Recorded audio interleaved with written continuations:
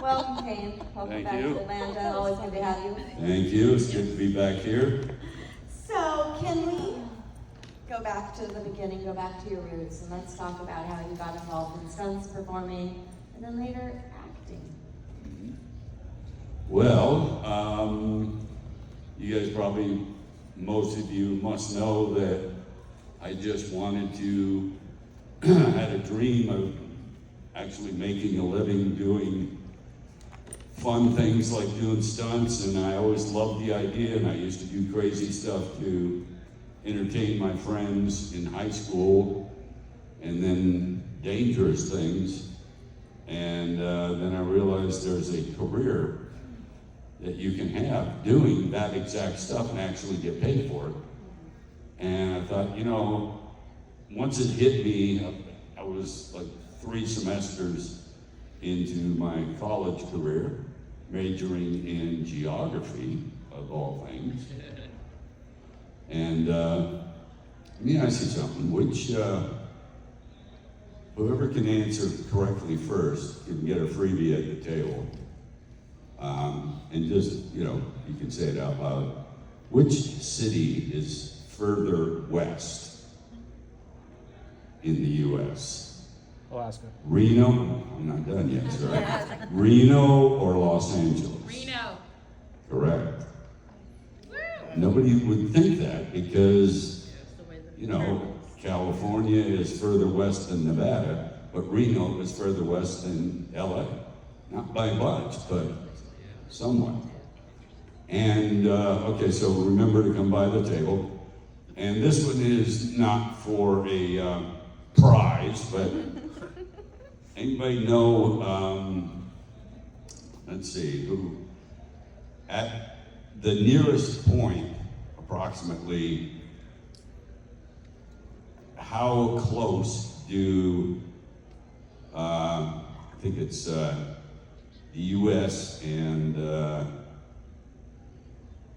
Russia at their closest point? The Bering Strait? What? Bering Strait? Alaska. Dang. It's like a couple miles is all that nobody knows because, you know, it's way up there and between the 2 points, not very far. Kane, you must know by now that a lot of us horror fans are nerds, too. No, just you. Guys, we got a surprise! Surprise! We're giving away Jennifer Banko. Nice. Oh my God! Hello. That is Hello, darling. Yes, bear. Oh my God! So excited! Lights and propaganda. Thank you. What got you interested in geography in the first place, sir? I don't know, I just always had the interest in geography, math, Interesting. and you know, general trivia knowledge type stuff. So it just, I always enjoyed it. And then once I realized that I might be able to pursue stunts, then I kind of put that aside and starved for a few years. Tough business to get into, but obviously worth it once you stick with it and it happens. So. Definitely. Miss Jennifer, thank you so much for joining us. This is exciting. So I asked him, I'll ask you, tell me about your acting journey. What got you involved in the craft? Okay, so when I was younger, we didn't know what autism was. We didn't know what neurodivergent was. We didn't have ADHD. We just got our asses beat. Yep. So, so I was really hyper. I had a lot of stims. I had a lot of, you know, and so I always caught the eyes of people. And so my mom was like, oh my gosh, like, you know, we gotta channel this. So she put me into dancing, which led to beauty pageants. And I was at a beauty pageant, and this agent, Marilyn Schumann, came up to my mom and was like, I wanna represent your daughter. And my mom was like, okay, that's cool. And she followed, we lived like 2 hours away from where the beauty pageant was. and she followed us home. She drove 2 hours on the freaking freeway in like the opposite direction where she needed to go to ask my mother one more time if she could be my agent. Oh my God. And at that point, my mom was like, okay, maybe this kid's got something, you know? So she asked me, you know, what I thought, if it was something I wanted to do. And at that point, I thought you lived in the TV, so I was like, yeah! So that's how we started. I got stalked. Just in the TV. What project? What project? Hello. Is Kane on? Hello. Hello. It's Hello. number 2 on now. It is? How come it doesn't sound like Here, I'll it? try it. It's on. Oh, maybe you muted it. It's got buttons. Right here? No, see that? No. Hello? No? Here, I'll charge you. Hello? Here, you have that one.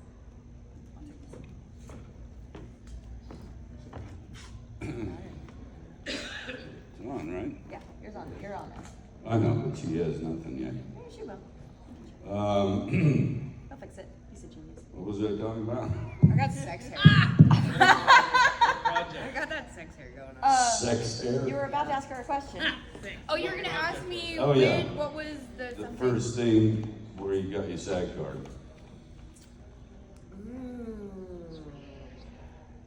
Because most of you guys know it's very difficult to get into SAG.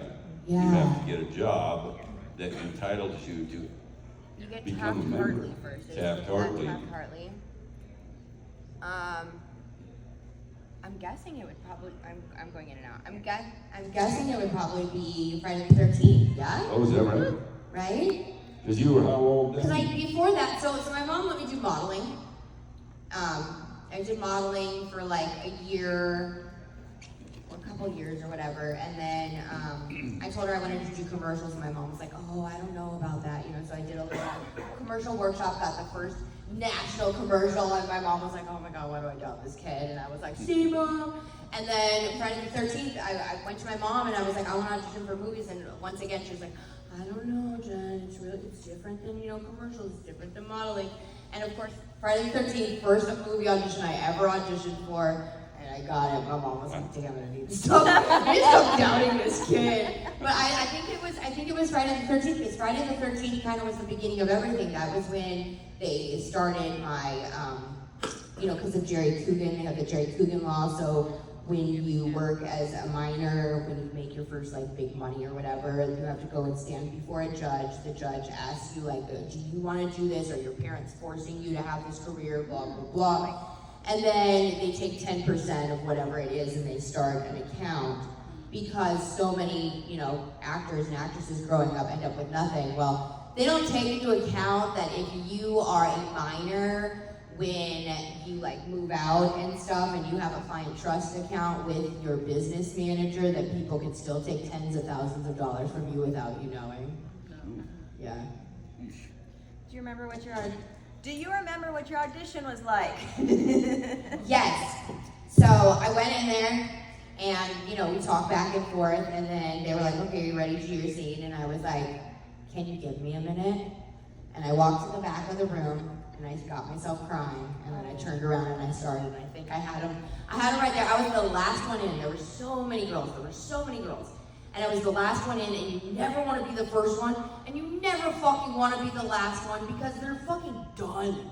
They're done with the day. So my mom and I are like, you know, like 6 girls prior to like me going in, I'm talking to my mom like, I gotta do something, Mom, I gotta do something. Like, we didn't, you know, because I didn't grow up in LA. My mom drove me 2 hours in traffic there and 2 hours back, like, every day for like 16 years so I could even freaking do it. So I'm like, oh man, my mom put so much, you know, she was going through cancer, going through chemo, still driving me. Freaking, my mom's a saint. And so like, my mom's like, you know, just do you, just take a moment. And that moment got it. Wow. Yeah. How did you find out you had gotten the job? They just called right after, or? I don't remember. Yeah. I don't remember because I was up for a couple of other things and I was a little bummed that I didn't get them at that same time. There was like it's a little like mini series called Elvis and Me that I like really wanted. So like that time period's like a little distorted. Yeah. A little distorted. well, we did part 7 together, and then we did Texas Chainsaw Massacre 3 together. Yeah, And, they surprised me. The director was like, "We have a surprise for you today," and I was like, I'm like 12. I'm like, what kind of surprise would they have for me? Like, this is weird. And I had this one little stunt up on this high gaffle, and they were like, they brought out Kane, and they were like, "This is who we have for your stunt coordinator," and so that was like super sweet, you know. Nice little They were, reunion. yeah, and the fact that like everybody was super geeked for us to like see each other again, and like, you know, it just makes you feel really special. Yeah. You know? So did you guys work together a lot on Friday? Because you know it was just one scene. Did you have a good amount of time together when you were working? Did I kind of try to somewhat avoid too much? No, I can't remember. Kane was amazing, you guys. So they had me come down to set to do wardrobe, and then they had to take pictures in the house to have around the house. You know what I'm talking about? Right. So I came in to do those, and Kane was doing like a scene with the mask off, and you had told them that you wanted me to see you with the mask off because you didn't want me to be scared at the premiere when the mask came off. This guy, he doesn't even, I don't know if he's like playing humble or if he just doesn't remember like how rad he has been throughout the years. But he also invited my little brother, was like 8 years old at the time. They were gonna be exploding this building. So he invited us to come to set. I didn't have any scenes or anything, just so we could watch the explosion. And then the building really caught on fire. So my little 8-year-old brother just like, wow. You know, and like, for Kane to do that for my little brother, like, man, my little brother thought about Kane a lot growing up. You know what I mean? Like, that meant a lot to an 8-year-old little boy. And then once we got to Alabama, I almost kept dying because I didn't know pedestrians didn't have the right of way, so I almost got hit by a car trying to cross the street. Our hotel was not ready when we first got there. It was snowing. It was supposed to be set in summer. There was icicles hanging from the buildings. There were alligators in the water the day before that I was actually in, that they had to like get an alligator wrestler to come, and they put us in this seedy motel. There was no freaking heat. My mom called down. She's begging for like some kind of heater. We slept in the bed with a space heater under the blankets. I don't know how we didn't freaking become an inferno. And then the next day they took us to this beautiful resort. It was so freaking nice, and everything was like pretty peachy keen from then, except for when we were doing our scene, the scene where I kill my dad, and Kane had to come save me. They had hired actual divers that were in full dive gear to dive in just in case they had to cut the tow line so they could hold the boat, so I didn't go drifting downstream. Well, sure as shit, they could see the tow line, so he's like, cut the tow line. There were moccasin snakes in the water, and the divers didn't want to get in. You're in full gear, that's your one job. I'm 10 years old, and they didn't want to get in the water. So, of course, you know, me being me, I'm out, bye, Mom! Bye! And my mom said, Jennifer! So Kane, I don't even know where he found it. He just starts looking. I can see him off in the distance. You know, it's dark, but I can see, you know, somebody's like, we got to do something. He comes up with like a big old piece of wood and a stick. And he just grabs me out of the boat, puts me on the little freaking plank or whatever, and gets me back to save my freaking life. Oh, wow. Aww. You know, because Kane. it's hard to imagine, but the water we were shooting in was supposed to be a lake, but it was not a lake. It was a bayou, that's why there was current, that's why there were so many creatures, because it was not a lake. It was a lot more difficult than we anticipated with a lot of the water stuff. Of course, all the shots at the beginning of the movie of me underwater, chained to the bottom of the lake before, you know, I get able to come up to the surface, that was all done in a diving pool, scuba diving training pool in interior, and it was dressed underneath the water to make it look like a lake and stuff. But that part was certainly not nearly as dangerous, but it wasn't easy either, because I had to be actually connected to the bottom of the pool by my ankle with a cable, held underwater, and I'm breathing on a scuba system, a hookah they call it, so that I could hear John Beekler outside the pool speaking into a mic, and this is, 88.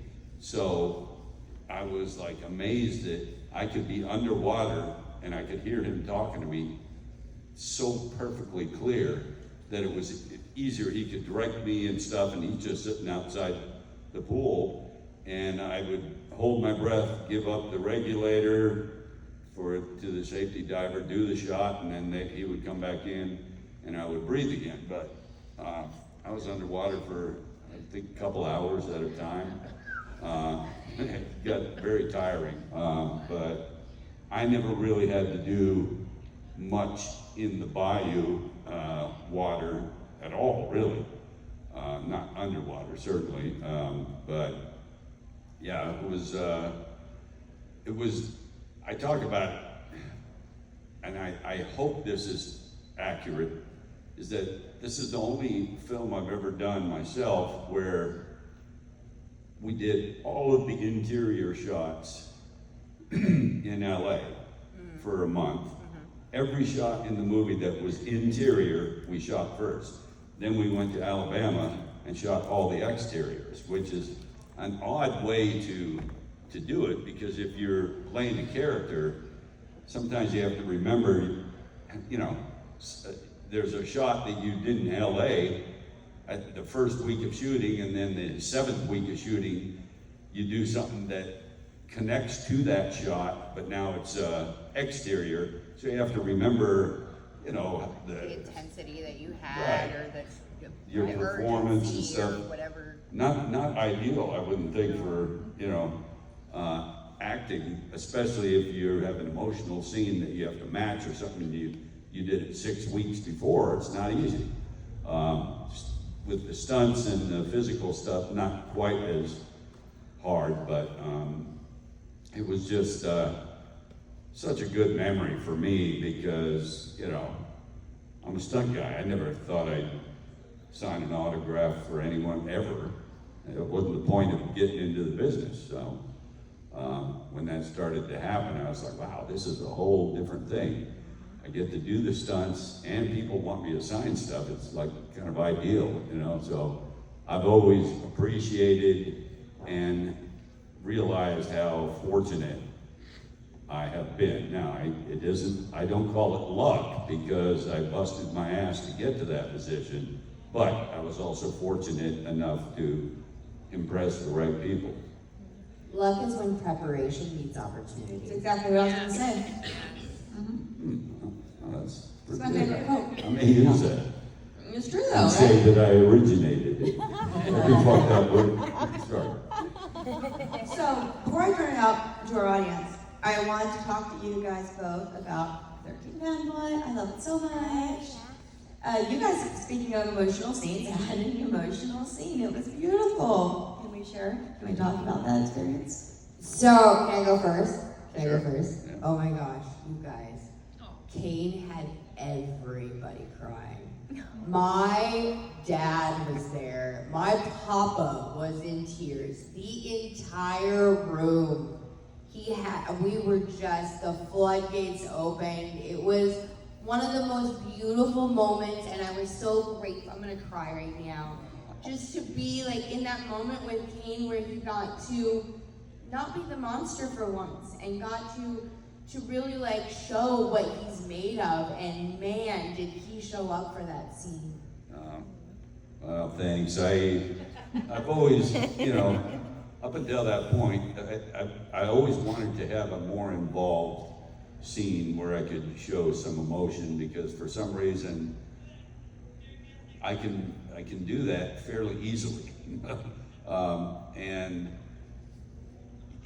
because I've always done the physical stuff, and I always wanted to have that chance.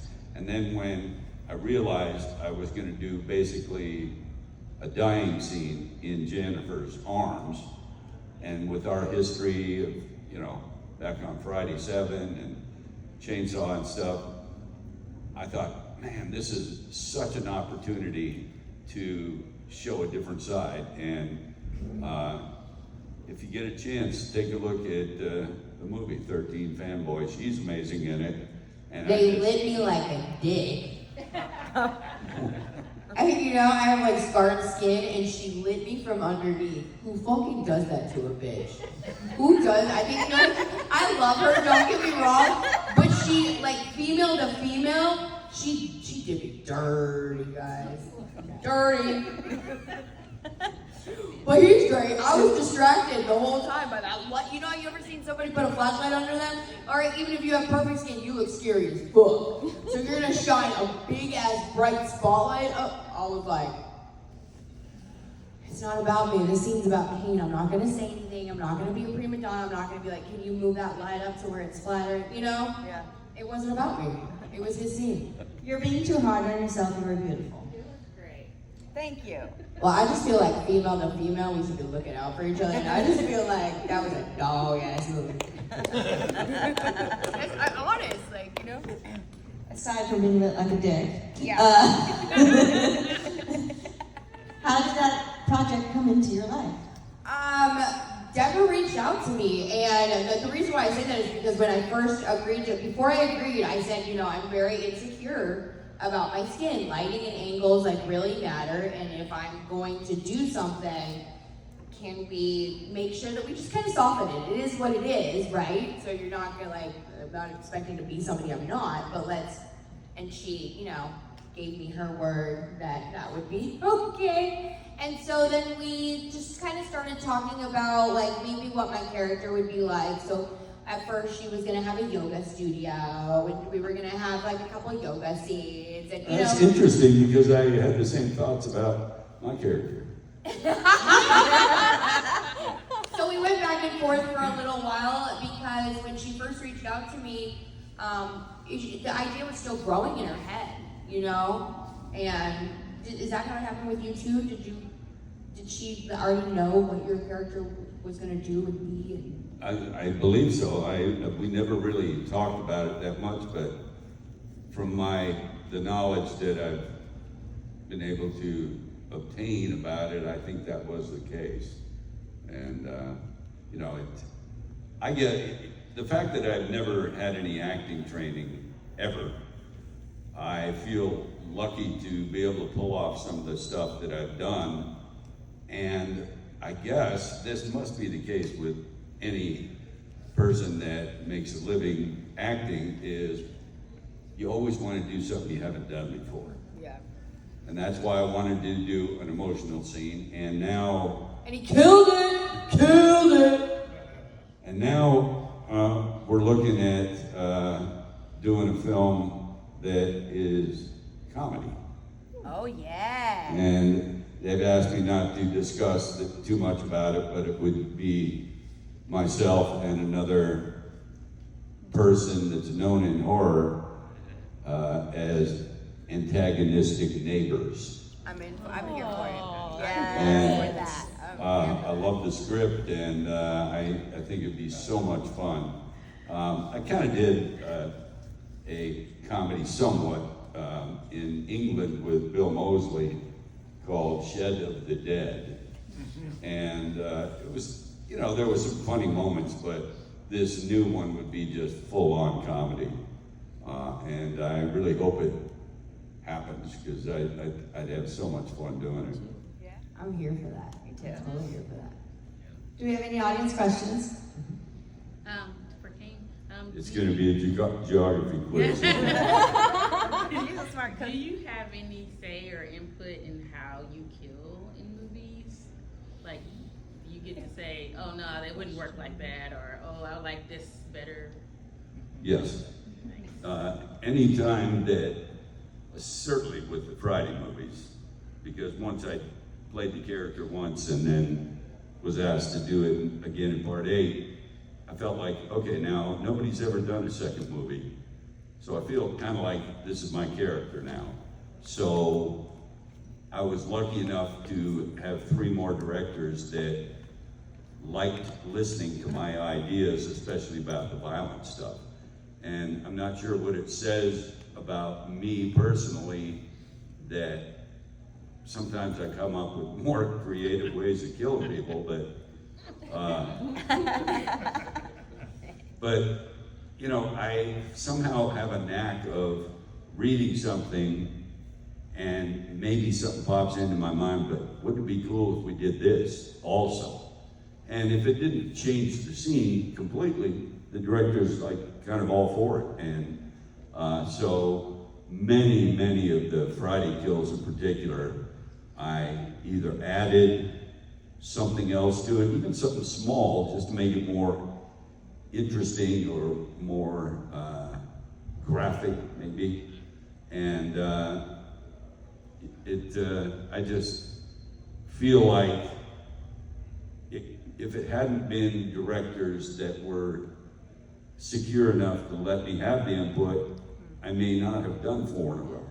You know, some directors might say, he thinks he knows the character more than me or something, which I think I do. If you're directing 1 movie and I did 4, I think I would know more about the character, but a director sometimes is insecure, so they don't really look too highly on that. Okay, this is for Kane. So can you walk us through the planning, preparation, and process of being lit on fire and kind of talk about some of that? It's just such an incredible moments and scenes when you did that. Yeah, you weren't around when I was on fire, were you? On set? No.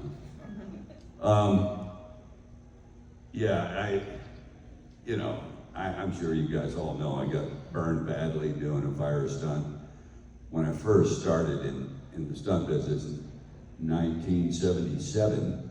Got my SAG card in January of 77. In July, I got burned. So that obviously considerably delayed my success in my career because I had to recover and then get back to a normal life. Because, not only when you get burned, not only is it incredibly painful, but once you heal, that's when the work begins. Because when your skin heals from getting badly burned, it contracts. All the scars shrink together, so I couldn't raise my arms because of the scarring underneath my armpits. My neck was even worse than this, with limited mobility everywhere that you burn.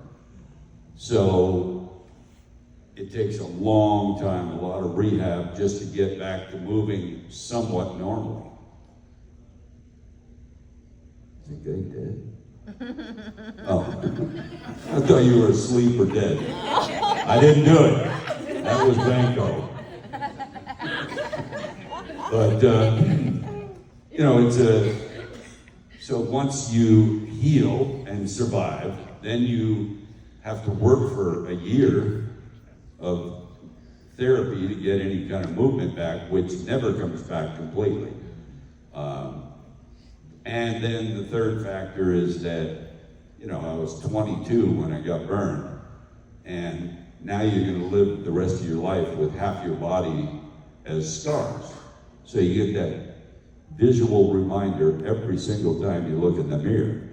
So you've survived first, then you've gotten some mobility back, and now you get the visual reminder every single day for the rest of your life that, oh yeah, that's right, I got burned badly. And you have your shirt off at the pool and everybody's staring at you, you get used to it, but it's not easy. So I think I always have maybe a more compassion or understanding or something for people like myself that are not of the norm, and whether it's people that suffer with physical limitations or even mental stuff. Somehow I identify more with people or understand more, and I guess anybody that's been through anything like that would probably be the same, but I can understand how difficult life can be when you don't have all the abilities and stuff that a regular, not regular or normal, but a basic person might have. So I understand a lot more than I would have, I think. We got one here. Oh, yes, I'm sorry. I was going to piggyback off of your question. I know during Manhattan, you had told us a story before about making suggestions to the actors about Jason. So what happened from the directors listening to your suggestions to the actors not giving a crap? Well, I mean, I think you're referring to Jason Goes to Hell. Yes, I'm sorry. Right. Because, you know, when I read the script, I was like, wow, it's not very many days of me in the makeup, because the storyline was such that the evil of Jason goes into other characters. And, you know, what she's referring to is the fact that I thought if the essence of Jason is going to be in a different character, as a viewer, I think it would be cool as hell to see that character do something, even something small, in their performance that is reminiscent of me as Jason. Some kind of movement that I am known for and stuff, and I just thought it'd be cool to, if one of the characters who is now Jason, looking totally different, of course, if they did something, even a little bit of the breathing or something, that I think it'd be amazing to watch. Oh, that still looks like Jason, even though it's a different character, because of that minor thing. And not one of the actors thought it was a good idea. And I was like amazed that nobody picked up on that. But I think they were offended sometimes, some of them, I won't mention who, but some of them were like, they think they know how Jason should act, because now it's their character basically, and yeah, not one thought it was good or interesting, and I wasn't mad or anything, but I was just like, man, I think we're missing an opportunity. Common sense. The whole thing was lacking common sense. Yes. It makes sense, right? It makes complete sense. I have no idea how anybody would like not just be like, oh my gosh, yes, you know, A posture or a breathing or walk something. yeah, Mental. his arms, anything. And especially since that was my third film as the character, third one in a row, I would think people might. Fallen. They did it in Fallen. They what? In Fallen, Denzel Washington, where they pass, you know, that's a perfect example of why it should be done that way. Oh, right, yeah. So I guess they felt like I was trying to tell them how to act or something. And I mean, I guess it is kind of that, but it's just a suggestion. That's all it was. Well, it's a little early for them to be getting territorial over the character. I'm just saying. You've had it for a lot longer than 20 minutes. Yes. So I'm a bit of an IMDb nerd, and I remember watching this movie with my dad back in the day. Fond memories now, but being completely terrified by the movie Alligator, assuming that the sewers were falling with giant man-eating alligators, and I would never go to the bathroom. But on IMDb it says you played the alligator, so I'm curious what that means. There were some scenes, you know, which, by the way, we shot in a sewer drain almost, but it's a big tunnel underneath the ground that we filled with water that would look like the set that they wanted it to be. And water was disgusting, and they asked me, and this is early, but you know, a stunt person is more apt to be comfortable doing something where you have limited mobility and breathing and everything, and they asked me to get in the alligator suit and kind of swim around for a couple shots. What? I don't know, I just like, yeah, the visual of, yeah. And then based on that, Alligator Kane. Alligator 2 came along later, and because of doing that first one, they gave me a role to play. I played Richard Lynch's brother in the movie and had some dialogue, and of course got killed. But yeah, there's a couple things on IMDb that people are just amazed, and then a lot of stuff that never gets on there that people are surprised about. We were talking about it at dinner last night. For years, I did all the stunts on Days of Our Lives. And that doesn't show up on IMDb because, or maybe it does partially, but not to the extent that I was involved, because you don't necessarily get credit on a TV show if you do stunts. If you play a character, then you get a screen credit, then it shows up on IMDb. But yeah, I did a lot of fun, big stunts on Days of Our Lives, and you know, I did an episode of Seinfeld once, which was amazing, which doesn't exist anymore. But I did a fight scene with Kramer on a bus when if anybody knows the show, where Kramer finds a woman's toe after a car wreck or something and puts it in a Cracker Jack box and gets on the bus to take it to the hospital so they could reattach it to the woman. And I'm on the bus, I'm trying to mug everybody, and I get in a fight with him while he's driving the bus. I wish it still was something you could watch, but you know, it's been edited down so that it doesn't exist. Kramer just talks about it now, but you know, so many fun things that you have, and sometimes when I'm at a con like this, somebody will remind me of something that I forgot I did because of that exact situation. It's not on IMDb, and you know, it's just, I guess at some point when you get as old as myself, your memory is faltering a little bit, which it is, so that kind of adds to the fact that I forget sometimes some of the fun stuff I've done over the years. What years were you on doing Days of Our Lives? What years were you on Days of Our Lives? Oh boy, probably 1982 or 3 for about 10 years. Every few months they do what they call remote shooting, which we would know on a film would be called location. They would go outside the studio and do some exterior stuff to add to the quality of the show, and then when the ratings would come out based on that week, their ratings would be higher because they had more to offer. So a lot of the soaps started doing that, and I think for at least 10 years I used to play for the Days of Our Lives softball team in a Burbank City League, and you know, it was so much fun, like getting in altercations with other soap opera actors.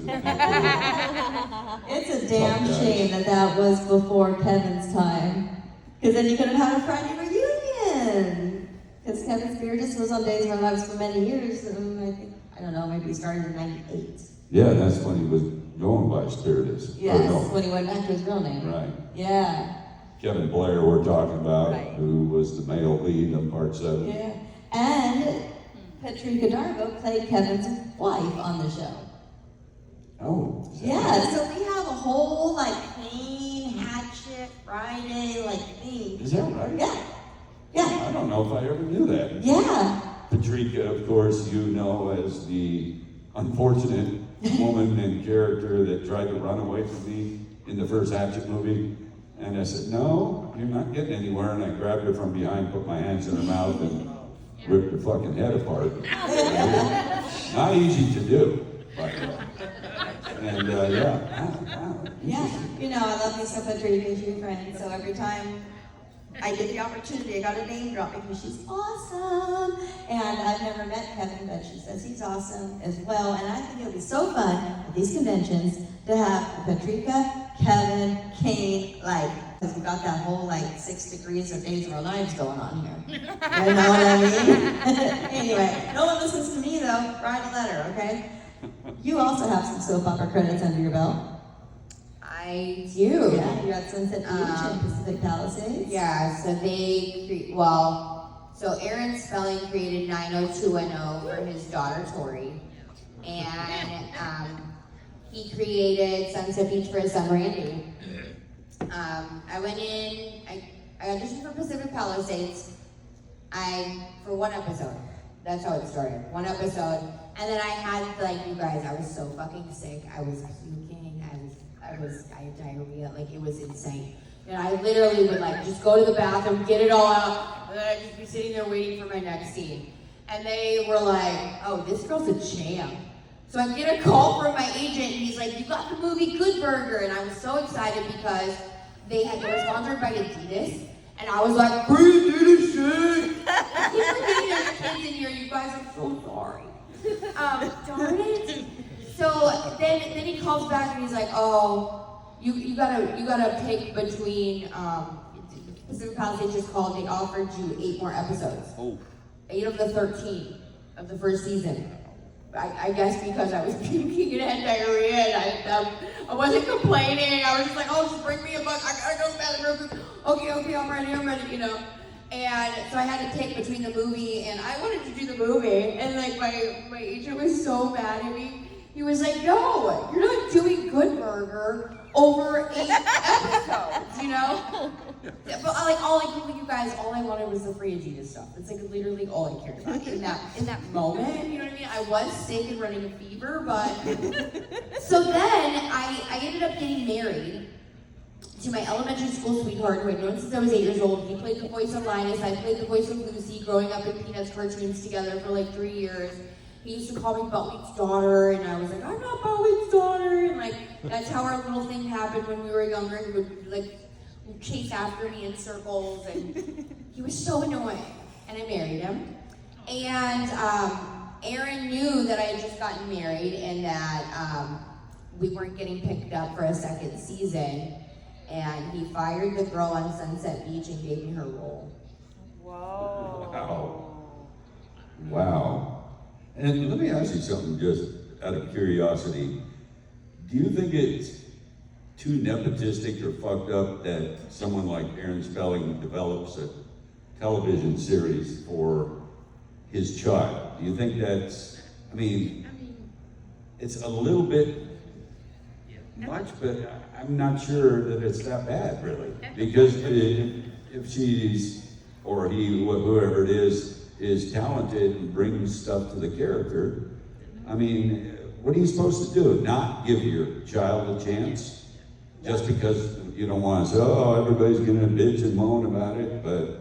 I personally thought Randy was very talented as an actor. He was very good. He is an amazing human. He is an amazing freaking human, yeah. I don't want to get into it, but there was a lot of, that boy had my back. I didn't see him for years, and when he saw me, the first thing he did was question to make sure that all that bad stuff that was happening was like out of my life, and like, he's like this super like healing guru guy, you know? He's such a, he turned into a cool dude. Yeah, he really elevated himself, like spiritually, mentally, emotionally. He turned into a really cool dude. It could have gone either way. I will tell you, when he was younger, like sometimes he'd be complaining on set, about having to be, oh, you have no TV show, you poor thing. You know what I mean? So like, it could have gone either way, and he turned out to be a really rad human. I put him through some hell on set. I put him through some hell, dude. I was not right. Well, and let me ask you something else too. When Jennifer was telling the story before about, getting married and stuff, I swear, I thought you said, yeah, so I got married and married my elementary school teacher. The big man. See, he thought so too. I thought, what? Doesn't sound quite right, but it wasn't. I did do a TV show where I had an affair with my teacher. That's the thing I did. I don't know if it was Nowhere Man, The Pretender, or Pacific Blue was one of those. Yeah. I was a dirty little. That was a reminder. I think I did an episode of Pacific Blue once. Weren't they a great cast? I love working on that show. Yeah. And I worked with the lady that has the different colored eyes. I forget what that's called. When you have like one blue and one brown. She was on Boy Meets World. So I worked with her on Boy Meets World when I was younger. So then when I showed up to Pacific Blue, it was like, you know, another one of those little reunion things. But like with Kane, they like planned it. You know, they were like, "We got a surprise for you." You know, they're like, you know, for days like leading up to it. That's a great story. Yeah. I love it. And- You are a present. You are like a present.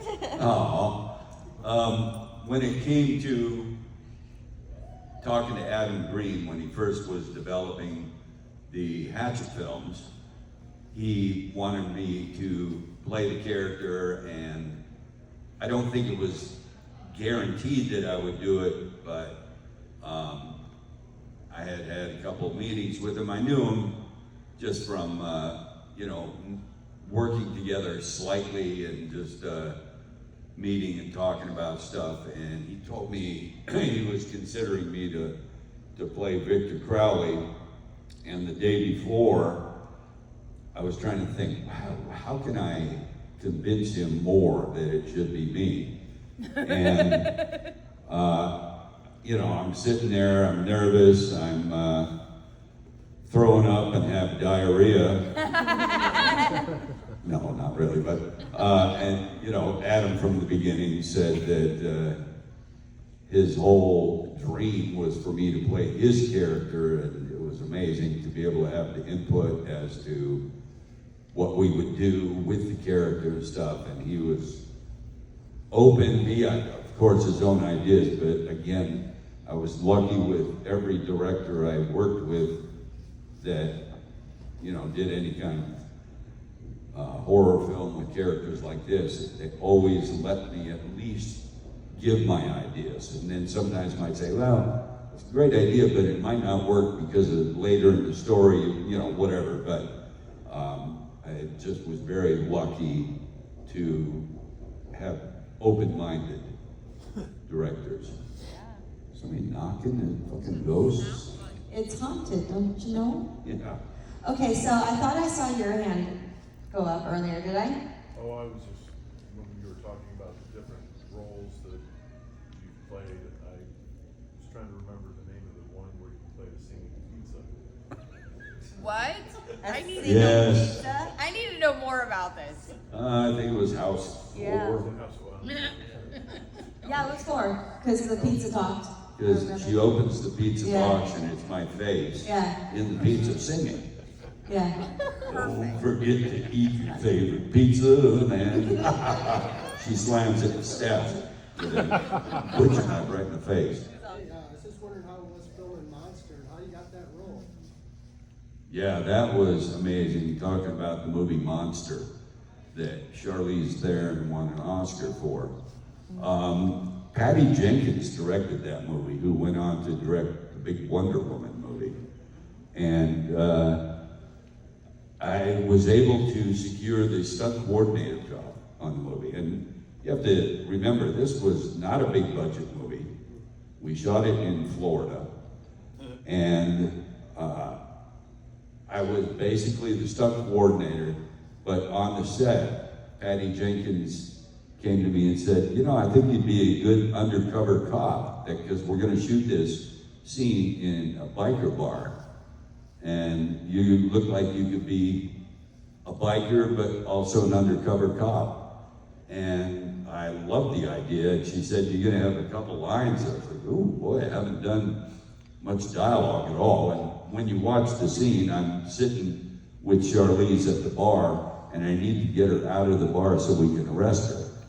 And you know, we're sitting there, and I'm nervous as hell because I haven't done much dialogue. And watch the scene again, I'm terrible in it with my delivery of the lines. You know, you gotta admit when you're good and when you're not so good.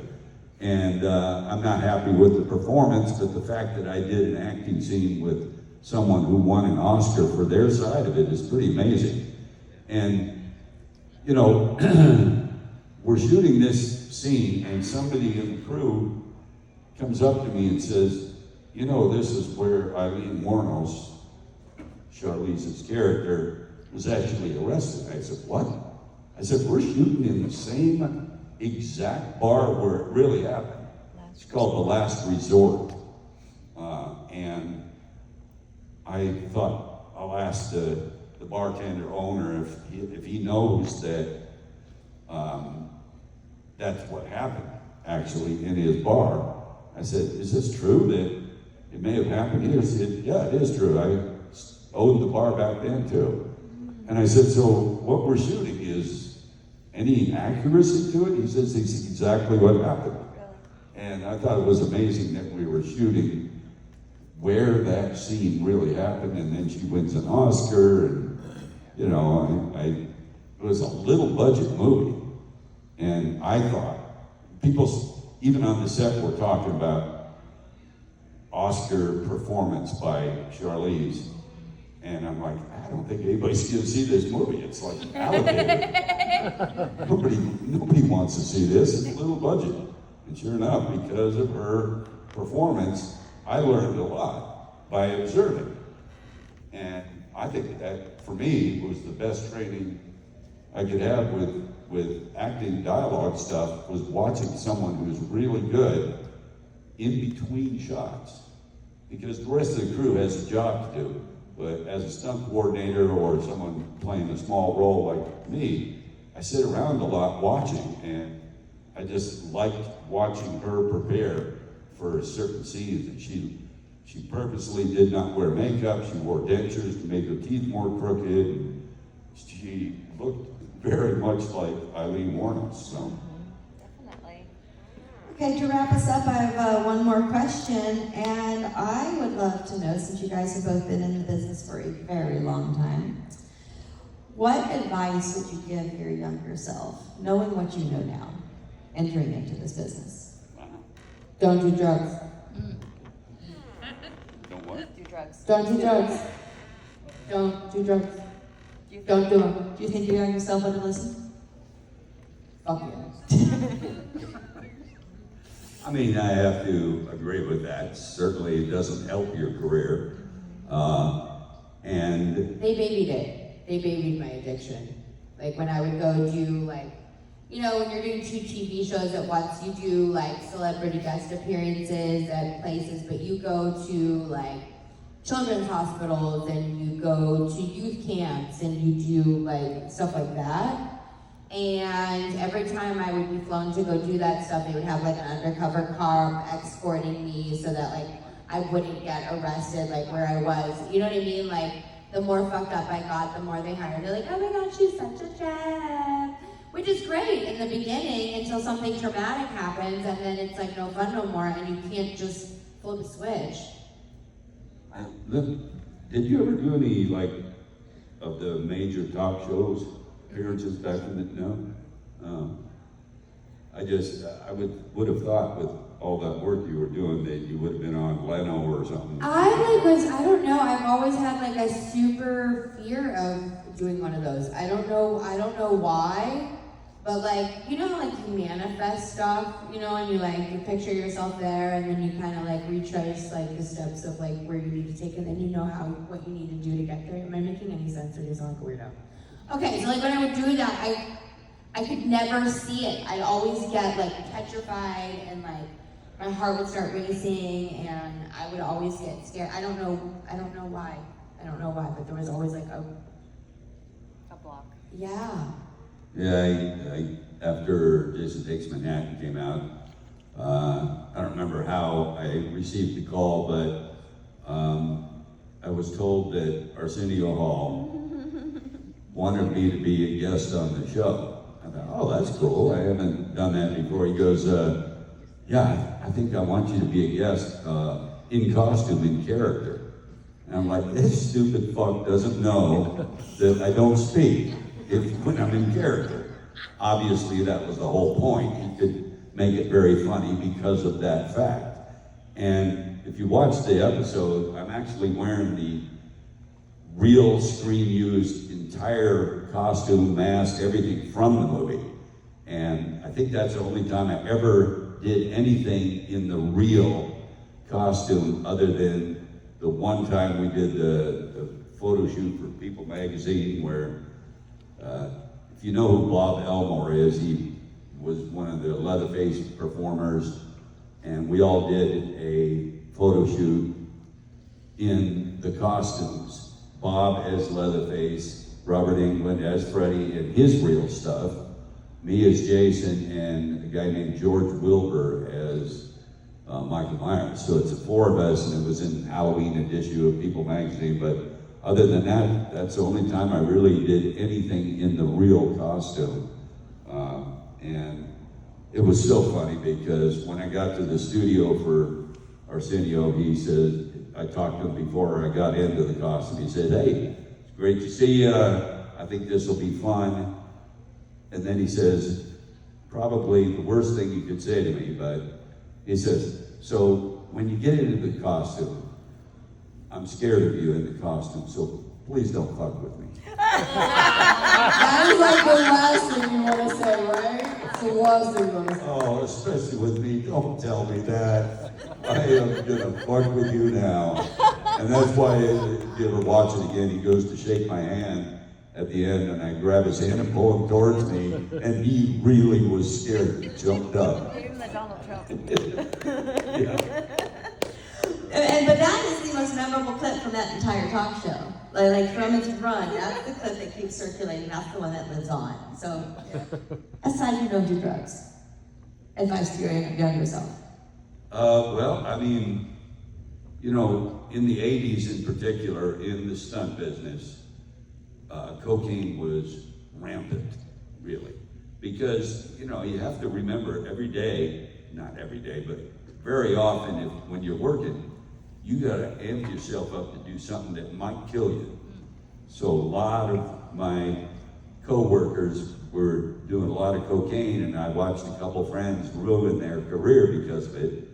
So I never tried it. And I'm not trying to act like a big shot that hey, I never did cocaine, but it is unusual, especially in stunts. And I was just afraid that I might ruin my career if I tried it because... You might like it. Right, exactly. I might really like it. That's what it's designed for. Right. And I know the point. design? Is there design in cocaine? Absolutely. Oh. Artisanal, gluten-free, locally sourced. Gluten-free cocaine. What could be better? Fish scale, At least it's not as Peruvian. bad for you. All right, everyone, give it up. Thank you. This one